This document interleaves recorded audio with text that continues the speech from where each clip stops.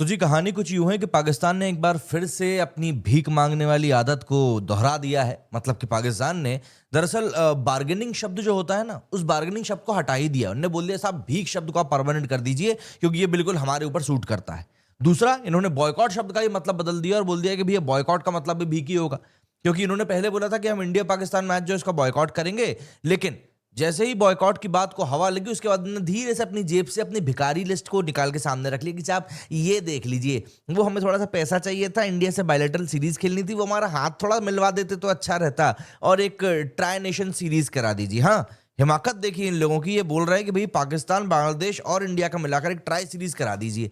मतलब मुंगेरी लाल के हसीन सपने देख रहे हैं आप लोग। पाकिस्तान ने दरअसल बोला था कि भैया हम इंडिया से खेलेंगे ही नहीं, लेकिन जैसे कि पाकिस्तान की पुरानी आदत है थूक के चाटने की, वही काम इन्होंने किया है। और अब एंड में ये लोग बोल रहे हैं कि साहब हम तो खेलने को तैयार है। क्यों? क्योंकि बांग्लादेश ने हमसे रिक्वेस्ट किया है। अच्छा बांग्लादेश ने रिक्वेस्ट करी है। अजी, बांग्लादेश की रिक्वेस्ट का मतलब वही होता है कि जो ब्रेड के कोने में जो बॉर्डर लगी रहती है, इसको निकाल के फेंक दिया जाता है। वही हालत है बांग्लादेश की, और कुछ नहीं है। और जिस तरह से क्रिकेट आगे बढ़ रहा है ना, कोई बड़ी बात नहीं है कि कल को बांग्लादेश का तो वजूद ही खत्म हो जाए। खैर, आगे बढ़े उससे पहले जरा मीम के मजे ले लेते हैं, उसके बाद कहानी देखेंगे कि भैया कहानी आखिर जा कर रही है। तो ये पहला ही मीम आप देख सकते हैं। इस मीम को देखकर ही आपको समझ में आ जाएगा कि यहाँ पर कवि की कल्पना क्या कुछ कहना चाह रही है। आगे बढ़े तो यहाँ पर जय शाह आपको दिखेंगे लात मारते हुए कि किस तरीके से पाकिस्तान और बांग्लादेश की यहाँ पर उन्होंने टुई लाई कर दी है। ओहो हो, अदाएं तो देखिए जनाब की, मैं तो कब से हूँ रेडी तैयार। बाप रे, कटीली निगाहें।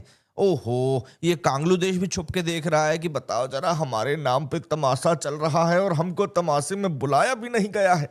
बहुत बुरी हालत है भाई, बांग्लादेश की बहुत बुरी हालत है। ओहो हो, ये तस्वीर तो खैर सबसे अच्छे से डिपिक्ट कर रही है। प्रयास करेंगे कि इसको थंबनेल पे लगा दें, जिससे कि आप लोगों को पता चल सके कि पाकिस्तान दरअसल कर क्या रहा है। और अगर आपको समझ में आ रहा है कि पाकिस्तान यहाँ क्या कर रहा है, तो कमेंट में जाके बताओ कि आपको क्या लग रहा है इस समय पाकिस्तान करता हुआ।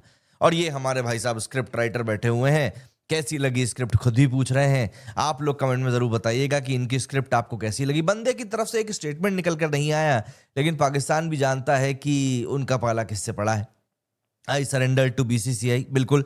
हाँ, लेकिन एक बात है भैया, यहां पर आपको एक बात माननी पड़ेगी कि पाकिस्तानियों ने जो माहौल सोशल मीडिया पर बना के रखा है ना, वो माहौल बिल्कुल ऐसा है कि जैसे पाकिस्तान की सारी शर्तें मान ली गई हों। मतलब आपको ये बात तो माननी पड़ेगी पाकिस्तानियों की।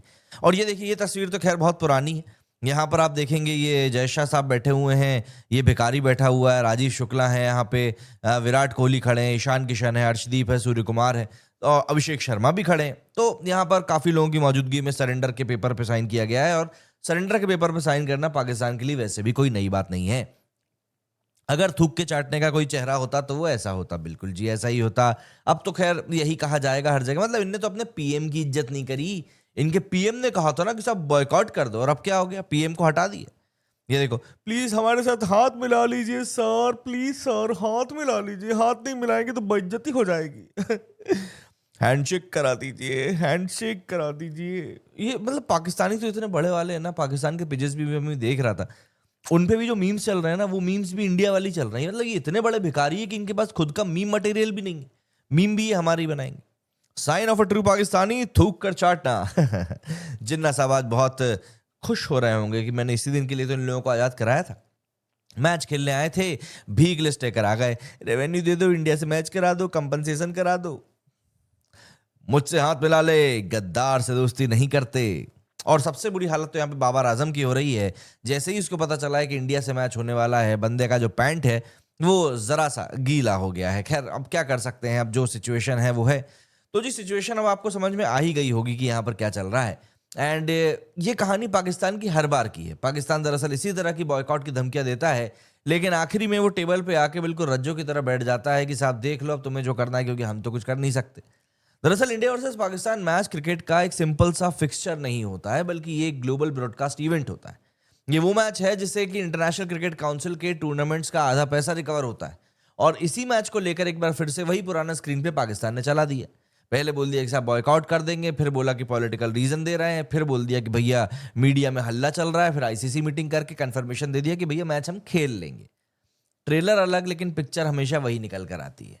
देखिए, पीसीबी की जो विश लिस्ट थी ना, उसका रियलिटी चेक मैं आपको देता हूं। दरअसल जो रिपोर्ट्स आई हैं उसके मुताबिक पाकिस्तान क्रिकेट बोर्ड ने 3 चीजें मांगी थी कि इंडिया पाकिस्तान बायलैटरल सीरीज करा दो, और सबसे बड़ी बात जो इन्होंने मांगी कि एक ट्राई सीरीज करा दो इंडिया पाकिस्तान बांग्लादेश की, और इंडिया को बोलो कि वो बांग्लादेश का टूर करे जाके। मतलब बांग्लादेश और पाकिस्तान एक तरीके से यहाँ पर अपनी भिखमंगी लिस्ट लेकर बैठ गए थे कि साहब ये आपको करना पड़ेगा।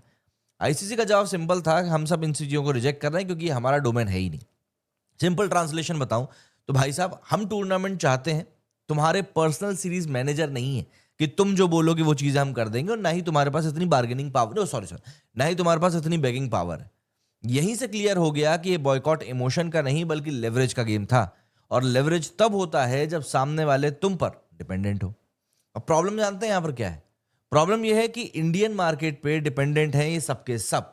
आईसीसी डिपेंडेंट नहीं है पीसीबी के ऊपर, लेकिन इंडिया के मार्केट के ऊपर ये सब के सब डिपेंडेंट है। अगर पाकिस्तान नहीं भी खेलेगा तो उसी को नुकसान होगा और किसी को नहीं होगा। इंडिया तो रिकवरी कर लेगा अपना आईपीएल से, मैंने पहले भी ये बात बोली थी, लेकिन बांग्लादेश फंसा रह जाएगा वहां पे। तो या बॉयकॉट का जो बबल है ना, वो क्यों फूट गया ये बताता हूं। दरअसल बॉयकॉट बोलना बहुत आसान होता है, कैमरा पे स्टेटमेंट दे दो, पब्लिक आपके लिए ताली बजा देगी, लेकिन बॉयकॉट करना असलियत में वो बैलेंस शीट पे लगता है।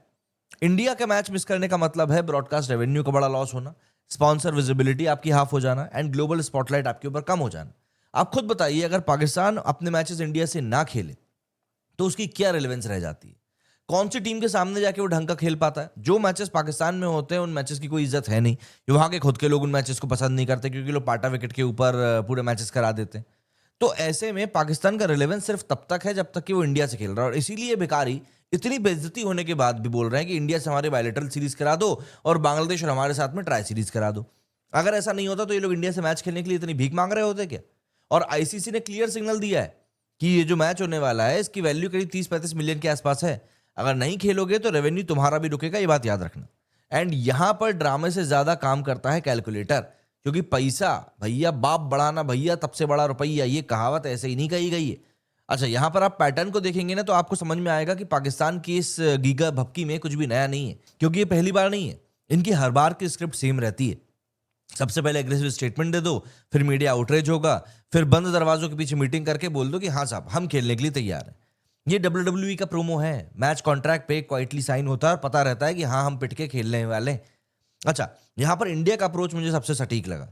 ना कोई प्रेस कॉन्फ्रेंस का ड्रामा किया, ना बॉयकॉट की स्पीच दी, ना इमोशनल हेडलाइंस दी।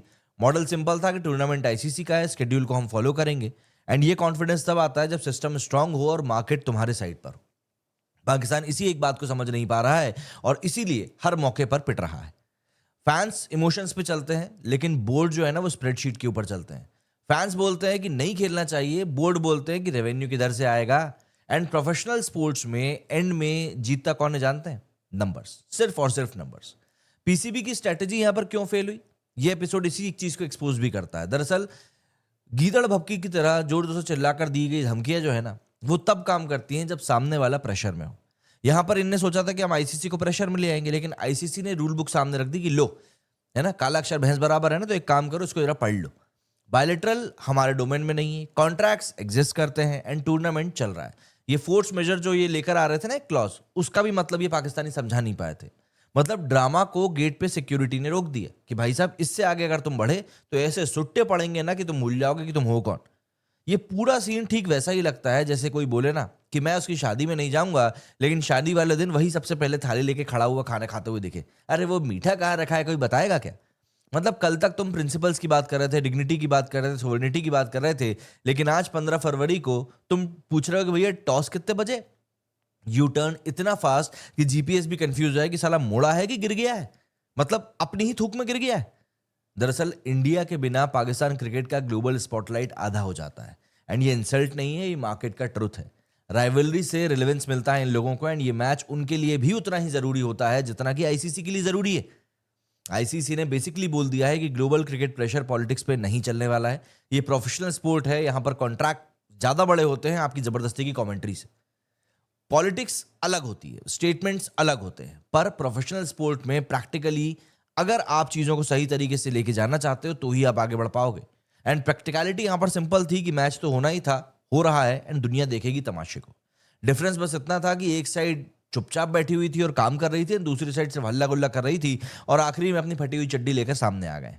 यहां पर लेसन सिंपल है, बॉयकॉट बोलना हेडलाइन जरूर देता है, लेकिन बॉयकॉट ना कर पाना तुमको रियलिटी भी दिखा देता है। और जब पैसा, प्लेटफॉर्म और प्रेजेंस दांव पर हो ना, तो प्रिंसिपल्स क्वाइटली प्रैक्टिकलिटी बन जाते हैं। 15 फरवरी को मैच होगा, स्टेडियम फुल होगा, टीआरपी टूटेगी एंड बॉयकॉट का ड्रामा आर्काइव में चला जाएगा। क्रिकेट आगे बढ़ेगा एंड ड्रामा एंड हो जाएगा। एंड पाकिस्तान के लिए यही स्क्रिप्ट हमेशा काम करती है, क्योंकि ये जानते हैं कि कहीं पर तो हमको कहीं पे भीख मिल जाएगी, लेकिन यहां पर आईसीसी ने इनके कटोरे को लात मार दी है।